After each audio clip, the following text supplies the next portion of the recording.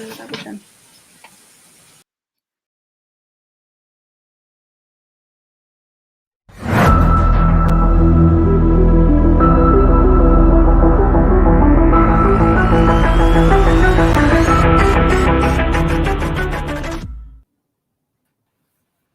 team, welcome to another Team CP Media podcast, number 56 on the cards, and it is a Mission Mount Somers special tonight. We've got Fiona sitting in the hot seat, one of our coaching team, so great to have you along, Fiona. How are you getting on this evening?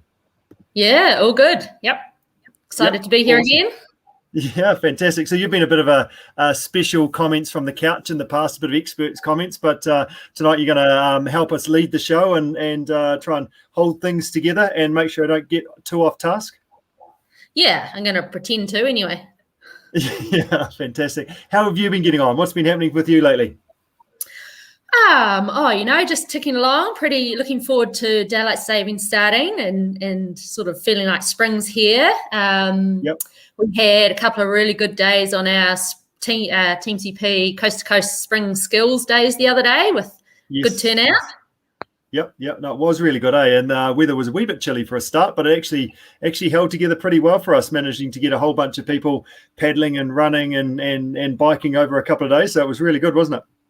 Yeah, absolutely. It was really nice to get a few people together and see where they're at and give them a few little bits of advice here and there and, get out and have a fun couple of days.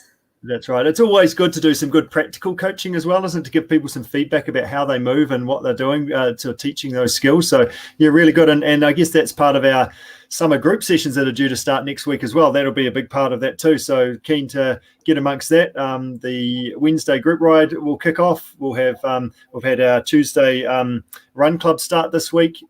Jacob's team will head out to more of an off-road terrain as they can head out to 𝗲𝗄𝗏𝗂𝗧, and we've got our group ride on a Sunday happening as well. So and also the mountain bike group is due to start, so which will be a little bit more of a different flavour this year. 5 weeks of skill sessions building up to a bit of a Craigieburn trip as the plan of attack for the mountain biking. So plenty on. And actually the other thing that's going on, speaking of daylight savings, we've got our contours kit. We've got so a few extra items being added to the store, some vests and socks and adventure shorts and bits and pieces. So plenty going on in the Team CP world. Yeah, nice. I'm looking forward to those adventure shorts. Bring me on some pockets. Yeah, exactly. So tonight's show proudly brought to us by Enduro Events. They're the crew that run Mission Mount Somers for us, and also obviously Team CP. So tonight we've got a training plan membership to give away. So we've got 3 different ways we do our coaching. We've got our training plan membership, we've got our coaching model, and then our premium coaching. So a training plan membership, basically a pre-built program, a do-it-yourself model. It's all online. Strava fits into it. There's a whole bunch of video content in behind around strength training and even getting over the Mission Mount Somers course. So this is specifically for Mission Mount Somers. It's a 30-minute consultation with you, actually, Fiona. I've written that down, so you probably didn't know that until right now.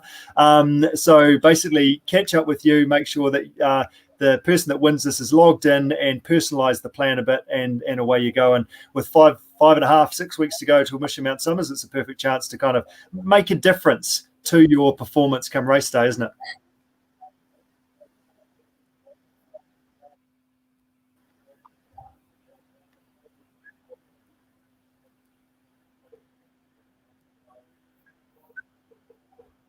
Nice work, Fiona. So are we here? I'm just having a little bit of delay time in the old internet. Yeah, cool. Yep. Some last minute getting all sharpened up and ready to go.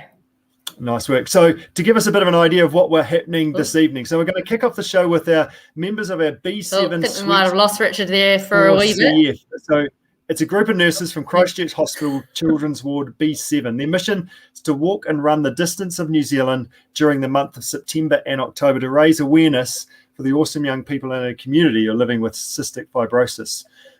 So what they're going to do is they're doing that, but they're actually going to finish their challenge by ticking off their last few Ks by taking on the Mission Mount Somers event, which is going to be pretty awesome. So we're going to have a bit of a chat to them. We're then going to discuss some key training tips for Mission Mount Somers, but specifically answer Richie Bath's question from last week, which was something that a lot of us actually struggle with. So Richie's question was, What are your thoughts on increasing intensity and more short, hard sessions as a substitute for endurance training for a time poor athlete like me? A lot of us are time poor. How do we actually manage that? So we'll have a bit of a chat about that question. What are some go-tos and things we can do? Then we're going to wrap up the show with operations manager of Mission Mount Somers, Regan Turner, the man in the know. He's going to Mission Mount Somers is not your normal running event. It's varied terrain, pretty rugged. It's an alpine environment, and it's something that will challenge even the most seasoned athletes. So Regan's going to give us a bit of an insight on what to expect and shares with us why this event should be on your bucket list of New Zealand adventures. So it's going to be good, isn't it, Fiona?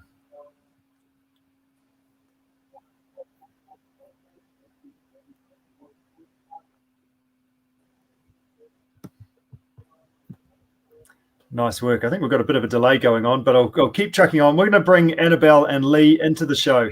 How are you getting on, team? Hi, everyone. Good, thanks. That's the story. How are you guys getting on? We're doing well. Yeah. Thanks for having us, especially to promote 𝗪𝗏𝗏 cystic fibrosis, and obviously part of Mission Mount Somers that we're all getting involved in. Yeah, no, that's super cool, isn't it? You guys are doing really well, and you've been on the front foot doing lots of Ks already, and also raised a whole bunch of money as well, which is pretty awesome. Yeah, we've actually already reached our 1600K target, and we're going back up towards 𝗕𝗄𝗏𝗏 starting yesterday. So just to review that, you started at the top of New Zealand, and you've made your way all the way down. That was the initial goal. Yeah, then you actually said, okay, well, we've still got a bit to do, so we're going to turn around and try and make the Ks all the way back to the top again.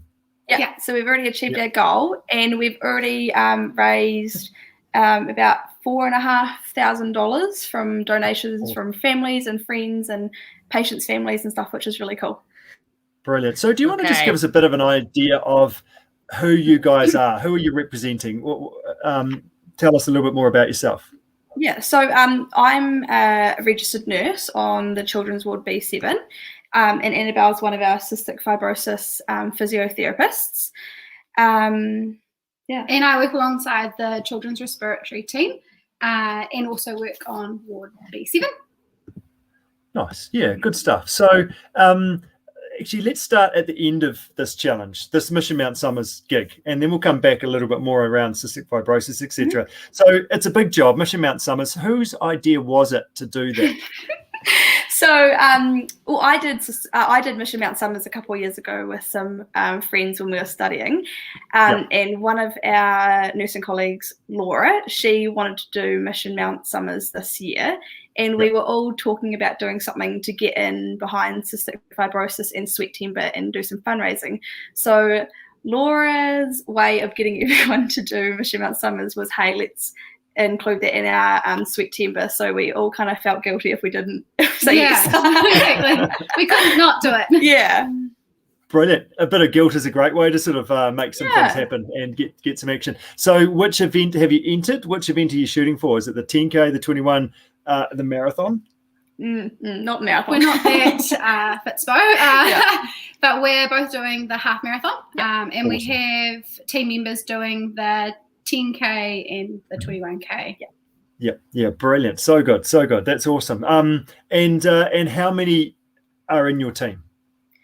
So our wider team consists of the whole kind of group that get around cystic fibrosis. We've got our consultants, our registrars, our cystic fibrosis clinical nurse specialist, myself as a physio, our nursing staff, our hospital place specialists, our dietitians, pharmacists, social workers, even the catering assistants, respiratory lab. So it's a pretty big, wide team. But we have at least 12 of us who are doing the Mission Mount Somers. But we've pretty much opened 𝗪𝗏𝗏𝗏𝗏 and I guess 𝗪𝗏𝗏𝗏𝗏 to our whole wider ward community. The focus is really on getting everyone involved. Out there doing some kilometres, whether it's walking, swimming, horse riding, biking. We just want people to have a think about getting fit and healthy and raising awareness for cystic fibrosis. Yeah, and we've also got there's a lot of people that aren't able to do Mission Mount Summers, although they wanted to, just because obviously the hospital's a 24-hour service. There's a lot of people that have picked up extra shifts or different shifts that they wouldn't usually do to support us so that we can do Mission Mount Summers. And we've actually got a couple of nurses that, although they don't want to, we have encouraged them, that they are either doing a night shift and then coming to Methven and doing Mission Mount Summers, or they're doing the 10K or the half marathon and then doing a night shift that night. So like that's pretty cool. Pretty cool. Yeah. Lee, how honest have you been about the event? About sort of sharing with what it's actually about? When a lot of people go, oh, it's a half marathon, I did like 12Ks the other day and that was fine. I'm like, when Mission Mount Summers, it's called an endurance event, and by crikey, it is challenging. When I did it, my friends we don't care if people are running it, walking it, or crawling it, as long as they get to the finish line. And I just remember going down or up and down ski slopes doing it a couple of years ago.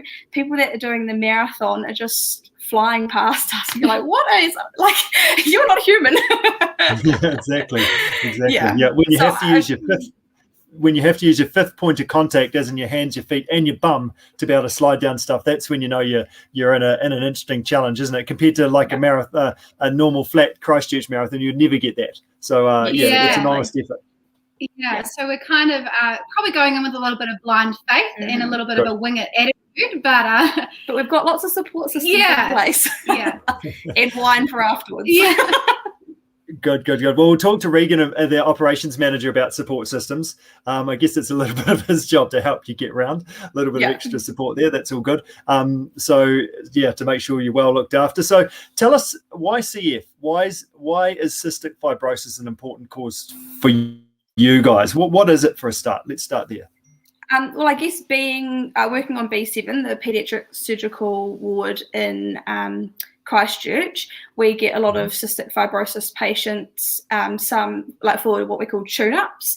So usually that's a 2-week admission where a lot is involved, lots of medications, lots of physio, lots of exercise, lots of anesthetics, having to get central lines, having to start antibiotics. And we, with 𝗕𝗪𝗏, we wanted to encourage them to do more and show that we're not just there because it's our job and we get paid to work in the hospital, that we're kind of doing more and going, above and beyond. Nice. Awesome. Yeah. Why 𝗕𝗪𝗏? What does this whole sweating bit, how does that relate to cystic fibrosis? So 𝗕𝗪𝗏 is an annual, drive run by Cystic Fibrosis New Zealand to encourage people to get out and get active.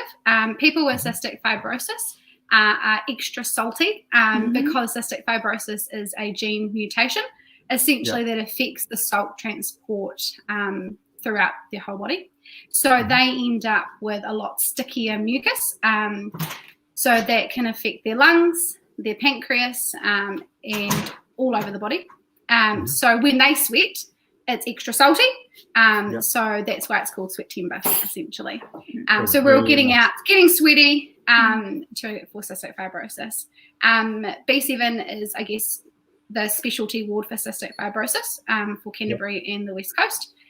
So we essentially are working with children and young people with CF every day, if not multiple of them on our ward, and I work in an outpatient capacity as well. So it's something we're pretty passionate about as a ward, and I think that's something that's really awesome, is that everyone has really got around us for it. Yeah, nice. And obviously sweating and exercise is super important for those with cystic fibrosis as well. So that's where it comes into in terms of lung health is a big part of it, isn't it? And the fitter people are, young people are, the better they'll go. Yeah. So I guess that's one part of my job as a physiotherapist. I encourage and nag young people to be right. It's another good one. To be as fit and healthy as possible. What a lot of people don't know is that people who have a chronic lung condition, we want them to be out there working really hard, doing as much physical activity as possible. So there's a lot of education around that with schools, families, and despite this lung condition where they might be coughing and puffing and working hard, we want you to be as fit as possible. We want the air getting in the lungs, big deep breaths, and really good cardiovascular endurance and fitness. Yeah. Because those with cystic fibrosis generally don't make old bones, aren't they? Like they're going to last to about 30-ish is the average age. Is that correct? There's quite some advancement in the kind of prognosis, I guess, and the medical management. Which is sort of brings us also to another point of what we're doing this with a lot of work around the big drug names, especially Trikafta and Kalydeco or Ivacaftor. But we're looking probably more 50s and 60s now. Yeah. Okay, cool. So huge development in the last sort of 10, 15 years. Yeah, brilliant. So is that part of where where does the fundraising that you're doing go to? Is that part of research, or is it looking after young people with it, or what's what's the plan there? All the money that we're raising goes directly to Cystic Fibrosis New Zealand. And that helps the people with cystic fibrosis, their families. They help with even things like parking. Each year they give an exercise grant, so everyone can apply for some money from cystic fibrosis, and they give out and encourage people to be active. It kind of goes into their whole overall care. They also are very generous with the District Health Board. They have kindly donated 2 of our Metronome machines, which are kind of a high-powered nebulizer, which helps with airway clearance, which is the other side of my role. And they are $13,000 each, so they're not cheap. Right. And I've donated 2. So the money is essentially, we're helping raise money that goes to them, but in turn comes back to us as well. Yeah, to help manage that. Yeah, that's so good. So you've got 1,600 Ks done as a team. My next question is, how's the training going? I guess as part of that, how many of those Ks are yours? Quite a lot of ours. So we've kind of opened with our big map of New Zealand that we've got on the ward, kind of opened it up to anyone who comes onto the ward. So we haven't actually counted how many are ours. I just put it on, and I actually still update my Ks on the Ssweatember forum, our B7 Sweat for CF forum page. But people that have been adding their Ks to our New Zealand map have been we've got MDT, so your physios, your social workers, your occupational therapists. We've got nurses, we've got doctors, we've got friends that don't work with us in the CDHB, or they may have previously, who are adding to it as well. And then we've actually got some patients that have been adding their Ks to it, and their families, so their parents, their siblings, their grandparents, and they've been adding it all. And we were amazed with how fast we got down to Bluff. Yeah. Right, so you might have time for a third lap yet. And I think as well, what's awesome to think about is that we're on our feet all day. We're easily doing probably 10K around the hospital. So we are counting those Ks as well. You know, we're walking around, taking people out for walks, and also off the ward, or even just going around our ward. Plus, we're also doing all our training outside. So there's been quite a few laps of Hagley. Mount Grey. Saw me and Laura running yesterday, so we've got a cheer on around Hagley. I hope you're taking some detours through the kids' playgrounds and jumping from rock to rock and being a little bit crazy, sort of being a bit more specific for Mission Mount Summers, are you? Well, we don't want to injure ourselves before the event. That's right. Or get arrested. That's probably the other to help with all that. Yeah, nice work. So what are you most looking forward to about the event? I think just actually working together. I guess the event itself is an awesome accomplishment to achieve.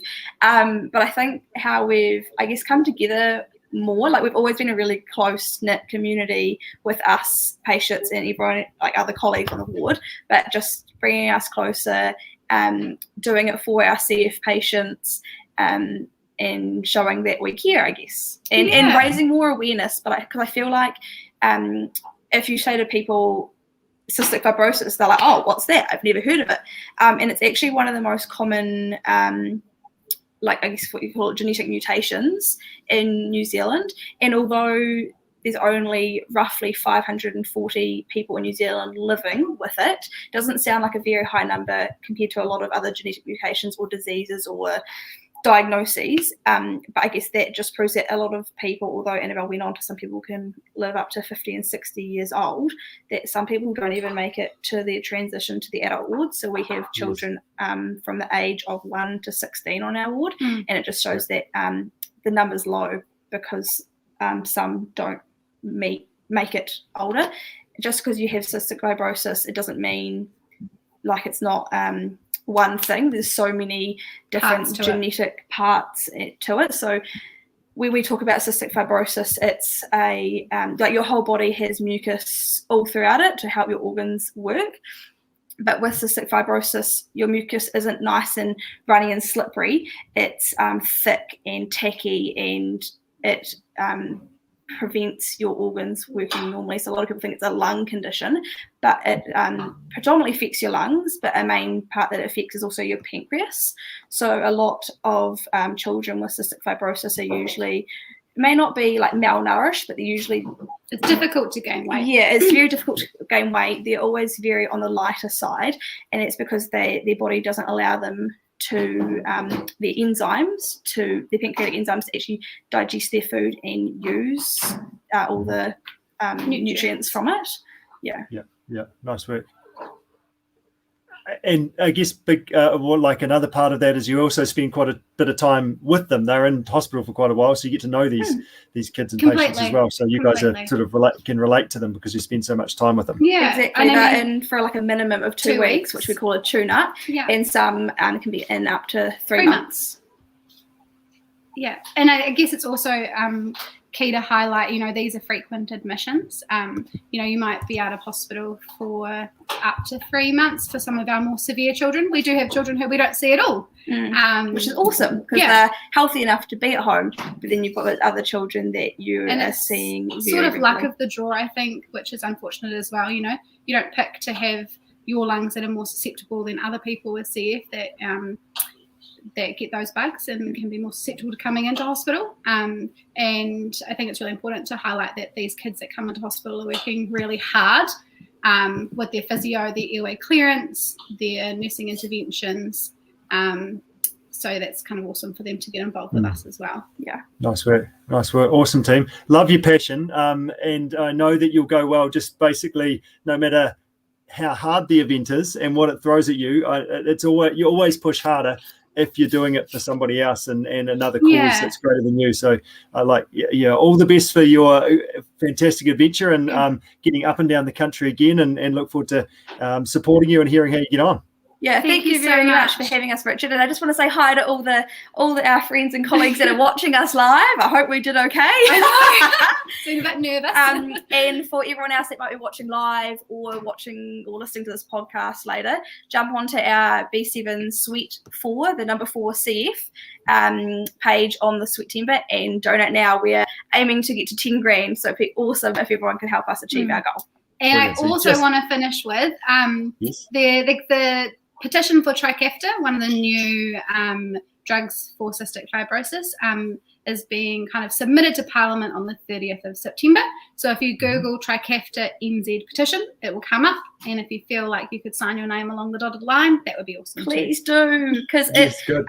We'll put it in our show notes as well, so people can find those links and bits and pieces to come in and make a donation. Every little bit counts, and that link to the petition as well. Thanks heaps, team. Thank you so much. Bye. So, well done. Thank you. Nice work, Fiona. How good?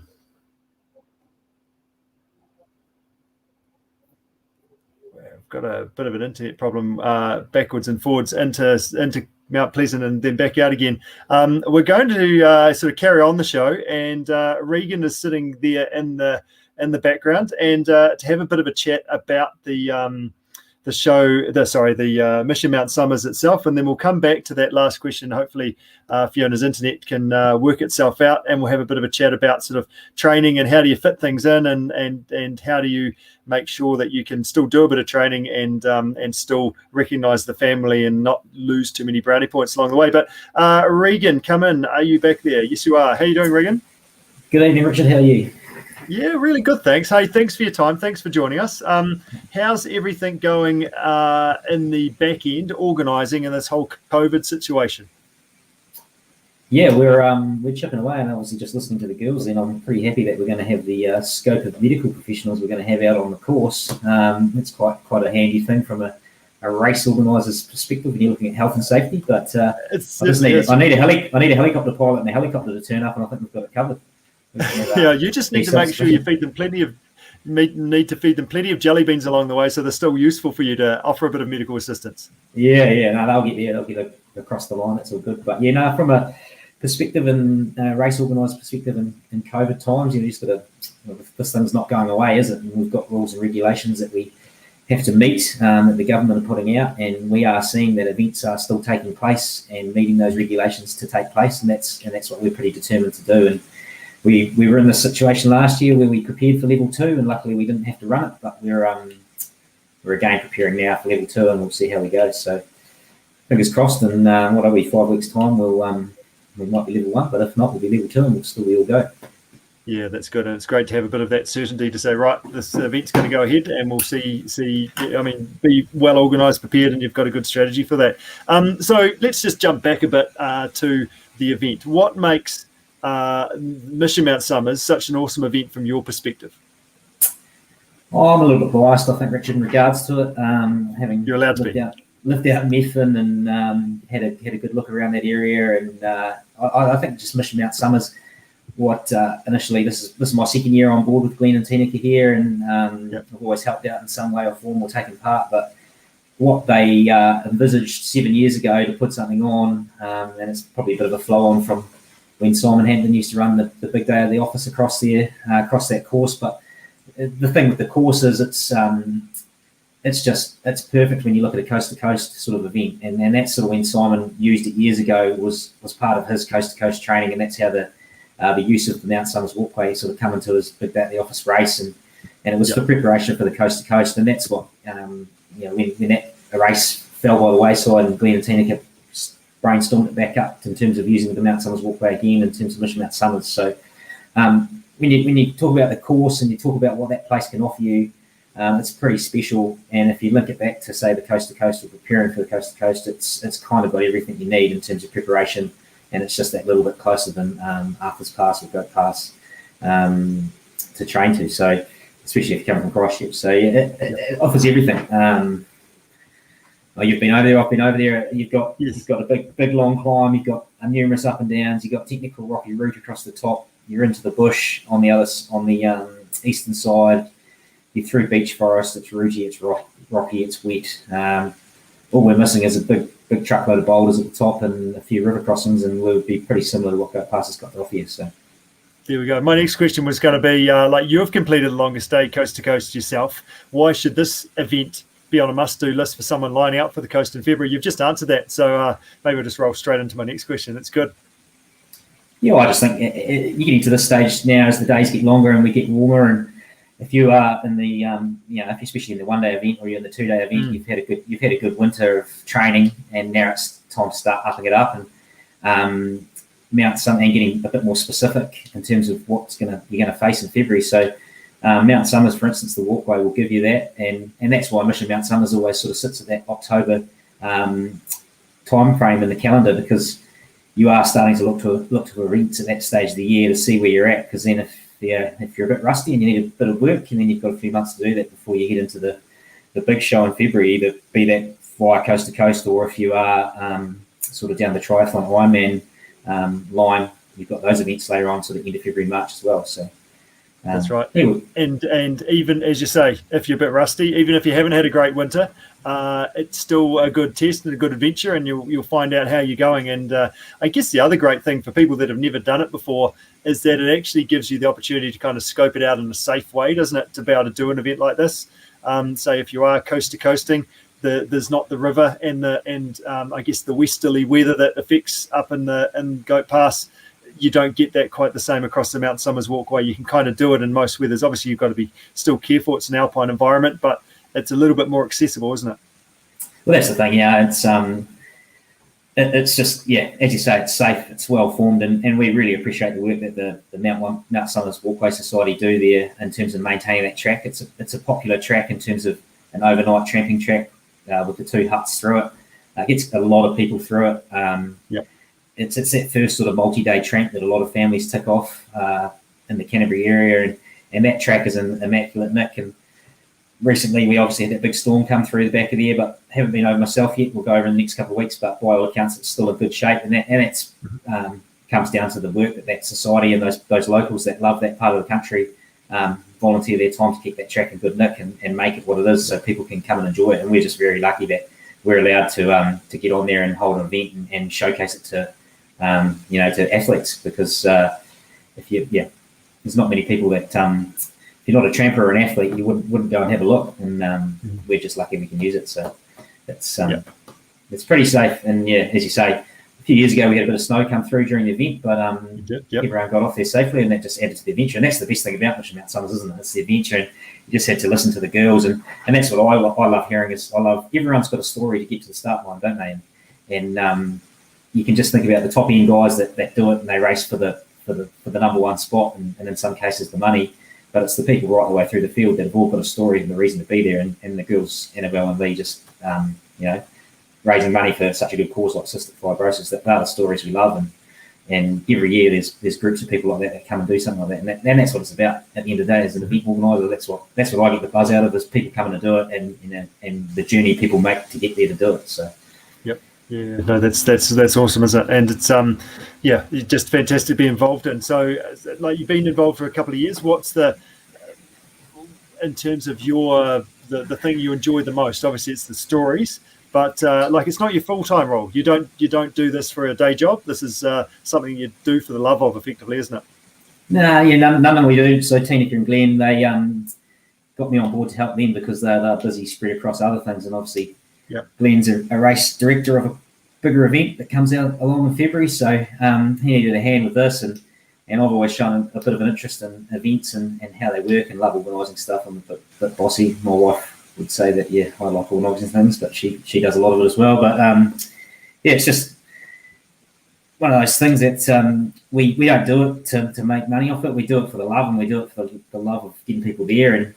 And I think all three of us bring a different perspective to what we want to see people achieve in the event. And obviously Glenn's raced at that top end in the multi-sport world and done well. And now he's put him on that race because he loves that event as much as well. And then Tina and I look at it a little bit differently. So he likes the race side of it in terms of for the top end people. But we love this, it's the group of nurses that come tick it off as a fundraising event. And as I said, all the stories of other people that get there and the hardships that people overcome to get on the start line, and the people that are using it for losing weight, and they get there and get themselves across there and come back the next year and chop 40 minutes off their time. It's all those sort of people that put in the effort to get there, and all the different stories, as I said, that we love. So we don't do it for that. We just do it for the smiles at the end, and sometimes there's not smiles at the end when they finish Mount Somers, but 5 minutes later there always is. So and we get that loyal following of people coming back that obviously love it.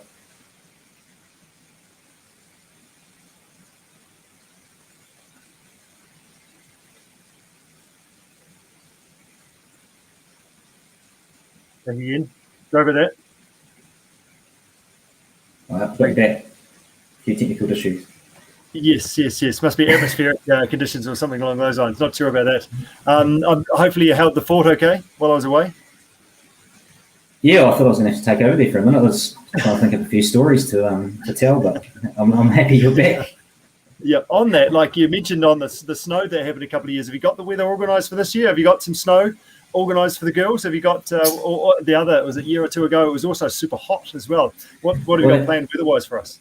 Well, that's one thing you can't predict, can you? It's we've literally had the 4 seasons in one day there a few years over, so that's why we have a compulsory gear list, and that's why people carry the compulsory gear, because as I said, when that snow came through a few years back, the old thermal and sealed jacket got dug out of the pack and had to be worn, and then that's the reason why we have those things there. We're not just making you carry it for the sake of it. And I think in the current world, it's probably going to be hopefully it's not a common thing now on gear lists, but the old mask is going to be a compulsory item to get over Mount Somers this year, because you're going to need it to start, you're going to need it to finish. So we can't predict the weather. It's a funny place. Mid Canterbury is a funny place, and the high country's even funnier up there. And I can guarantee it'll be hot. It's always hot. It's always sun comes out hot at the end of the day, and and yeah, you kind of you love that last bit of bush towards the end of the run, because it's nice and cool before you hit the tar-seal and pound your way to home in the heat. So it's you can't predict it, but you've got to prepare for everything up there because you are in the alpine environment. Nice work. So as a athlete that's or a person that I want to try and do this Mission Mount Summers, but have you got a sort of key tip? Obviously be prepared and bring your compulsory gear, etc. But have you got a tip for somebody that's lining up for this that you would say that you need to do this in terms of to have a good day out? Ultimately, you want to have a look at the course, and there's many factors that prevent people doing that. But the key thing is you're going into an alpine environment, which is on a dock walking track. So you're not going to turn up and run a Christchurch marathon, flat road marathon time.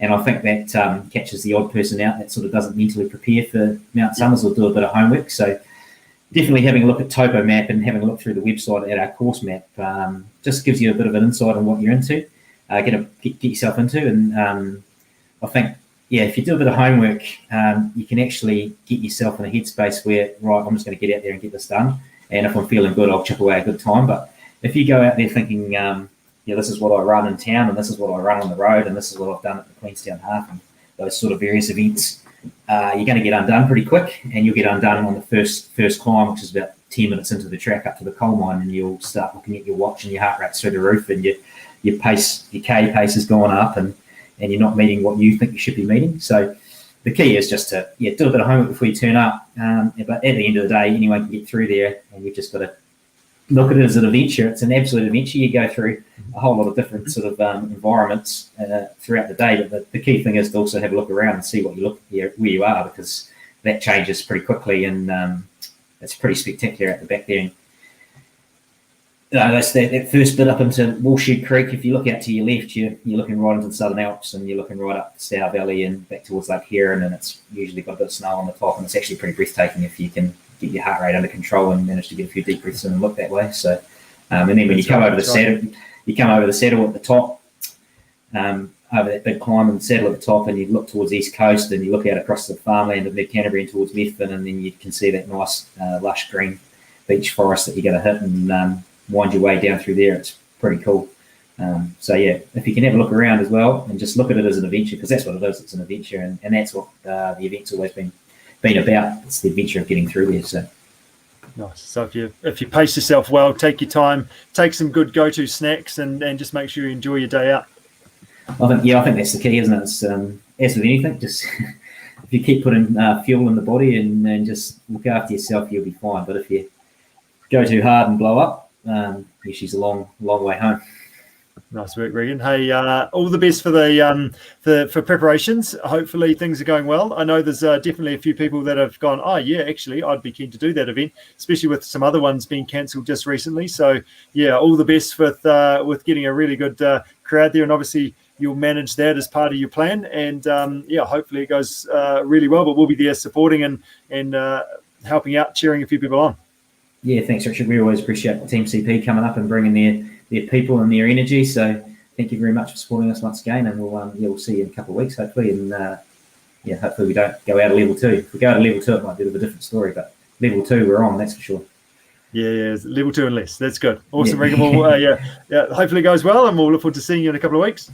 Cheers, guys. Thanks very much for having me. Well done. Cheers, Regan. See ya.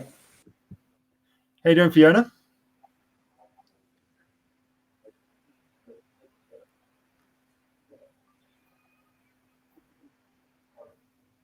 Yep, we're still having a few technical difficulties with the old internet backwards and forwards from Mount Pleasant to Kiwi, unfortunately. I'm having a few technical issues, so I might drop out again, but we'll see how we get on. Yeah, nice work. So we're going to have a crack at answering this question around Richie Bath, who put up last week, which is a big thing that a lot of us have issues with around actually how do I actually manage my training if I want to try and do well. Oh, well, and we'll see how we get on. Balance that out. So increasing intensity and maybe more short, hard sessions as a substitute for that endurance training and doing lots of long stuff, especially when people don't have a huge amount of time. Fiona, what are your thoughts?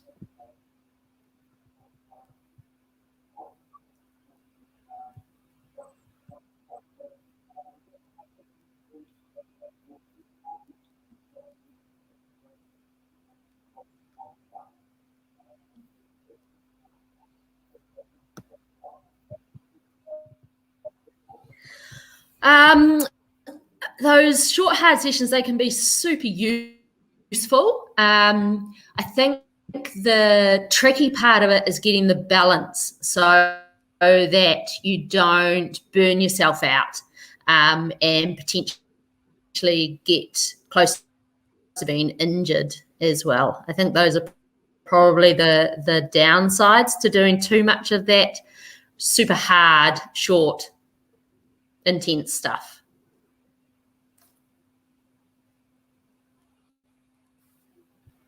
Yeah, we are battling with the old internet. Hey, sorry, team, with this. So basically, like, my key points that I've made in regards to this is I guess it's, as Fiona's just mentioned there, in regards to making sure that you don't hurt yourself. That's the first and most important thing. So building up, but also just making sure you have enough recovery time. So training is about intensity and duration and the type of exercise. So that's the thing that breaks your body down. And then if you give yourself some time to recover, then you're going to get better. So if you don't have enough time, basically what you're going to do is you're going to maybe increase a bit of intensity. You don't have so much duration. So it's about how much work you've done and how much you need to recover from as a result of that. So basically, when we're time poor, we have heaps of time to recover. So actually go a bit harder, challenge yourself, and then make sure you listen to your body to recover properly. If you look at like a Training Peaks graph or a Strava graph, often those graphs I find are sort of skewed towards duration. The more you do, the fitter it tells you are. But actually, if you put a bit of intensity in there, that still challenges your body to deliver oxygen and challenges your body to be fit and strong. So that's number one, I'd say, is intensity. Yep, but also, as Fiona mentioned, just manage your body to make sure you don't ping an Achilles or a hamstring. Other thing in regards to that is strength training, super important. And that really is the neat thing that we want to start with, so we can actually get your body strong enough and robust enough that it's going to be able to cope with the training you're going to be able to do. And also it's about just showing your body different ways to move. So if you're doing some good strength training, improving that foundation of movement, then when you get started and up the ante and do some more volume, and volume as an actually more sort of sessions or speed sessions, then you're going to be able to cope better. So strength training is super important. Number one, though, of all the things that we do in regards to training, is it's about consistency. So lots of little bits and often. We've got my 15-minute rule that I share, and I guess this is the foundation of my training over the last couple of years in regards to coast, is 15 minutes is the least amount of time to call a session. So yesterday, if you look at my Strava, you'll see that I went for a 15-minute and 2-second run. I just clicked over, I had to go down the road past the gate and then come back to actually click over my 15 minutes. So it was just about tea time. Right, let's go, and put the shoes on, a lap around the block as fast as I possibly could, which meant that I was moving well. So it actually goes quite well in that regard. It's not I'm getting tired and sore and I'm sort of struggling towards the end of my run. So 15 minutes. 15 minutes is important because we can generally fit 15 minutes in anywhere in our day, no matter sort of how busy we are. Generally, we can do that. 15 minutes sometimes turns into 20 or 30 minutes because we realize actually I'm feeling good and I'm going well, so actually let's carry on. Sometimes 15 minutes is only 15 minutes and I'm going hard. If I'm not feeling great, actually I'm just going to cruise for 15 minutes. At least my head still feels better and I feel better as a result of that, and I'm a better human after a run. We never regret that. So making sure that we challenge our body's ability to be fit and strong, rather than if we've got aren't able to do anything for 3 days, it means that basically we're detraining over that time. So if we can keep that rolling, then we're going to be able to make sure your body's adapting to be fit and strong rather than sitting on the couch and getting fat and lazy. So that's why that consistency is super important.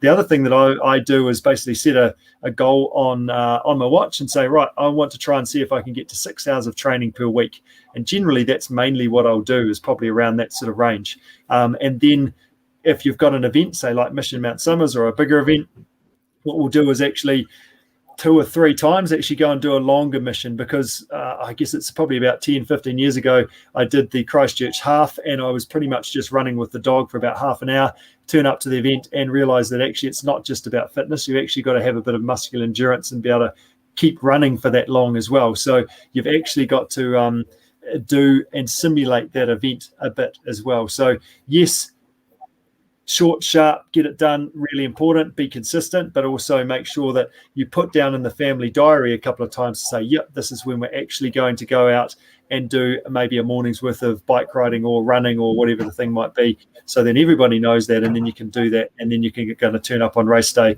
in good shape. The indoor trainer is a great way to be able to be consistent and to be able to fit a bit of that training in, but also actually haven't gone far away from home and can manage that as well. So I guess there are some notes, some things to think about. It can definitely be done. But if we just focus on consistency, then generally you're going to go well and have a good day, and hopefully not to lose too many brownie points along the way. So to wrap up the show, basically we have a training plan membership. So if you want that, you basically just make a note, make a comment, and we're going to do a bit of a draw as a result of next week. If you're listening to this as an audio podcast around that training plan membership, Fiona will be in touch. We'll have half an hour to get you organised in terms of that training plan and get you rolling in the last sort of 5 weeks through to Mission Mount Summer, so you can have a really awesome time out there. So thanks to Annabelle, thanks to Lee, thanks for Regan for their fantastic insights and sharing their stories and all the great things that they're doing.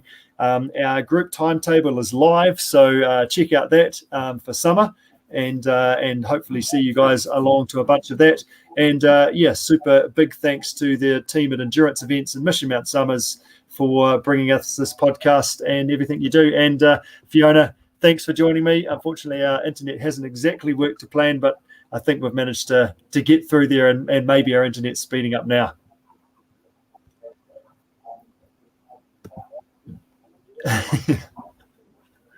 Good job. Nice work. Okay, thanks, team. Stay safe, look after yourself, and until next week, we'll go again.